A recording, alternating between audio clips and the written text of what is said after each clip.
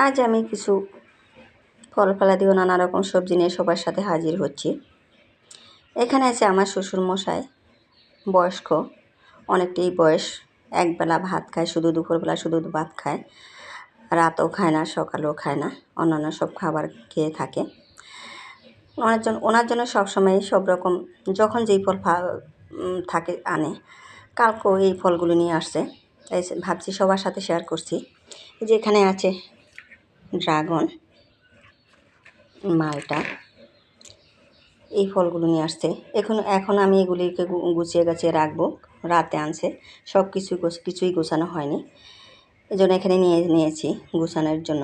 এখানে আছে কলা, আর সব সময় সন্ধ্যাবেলা কলা খায় মুড়ির সাথে, এবং দুপুরবেলাও ভাতের সাথে দুধ কলা খায়। কলাই সব সময় 12 মাসেই আমাদের ঘরে থাকে, ওনার জন্য রাখা হয়।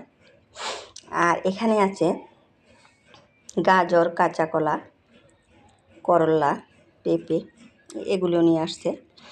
কোনো সবজিগুলি আমার গুছগাছ করা হয়নি, এখন আমি নিয়েছি সবগুলি গুছগাছ করার জন্য। তাই সবার সাথে এখানে বাড়িতে নিয়ে আসছে শাকওয়ালা, শাক বিক্রি করতে নিয়ে আসছে। এখানে আমি শাকগুলি কিনে নিয়েছি।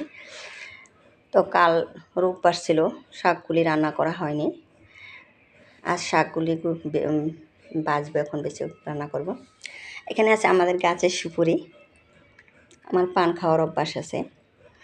গাছের সুপুরি, এখনও সুপুরি পাকে নেই, মোটামুটি একটা পিঁড়ি পেকেছে, একটা ছেলেকে দিয়ে পাড়িয়েছি।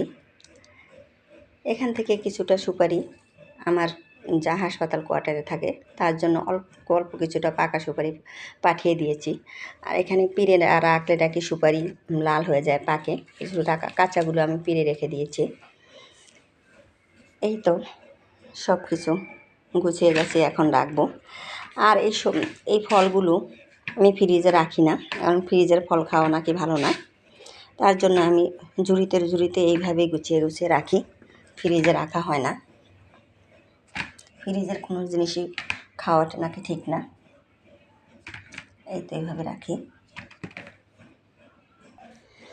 আরও আছে লেবু। এই লেবুগুলো অনেক তরতাজা।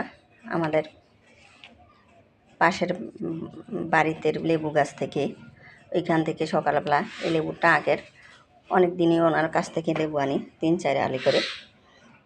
আর সকালেও নিয়েছি, 2-3টে লেবু আগের আছে। আর সকালবেলা লেবু নিয়ে আসছি। এই তো সব কিছু গুছগাছ করে রাখছি বাজারগুলো।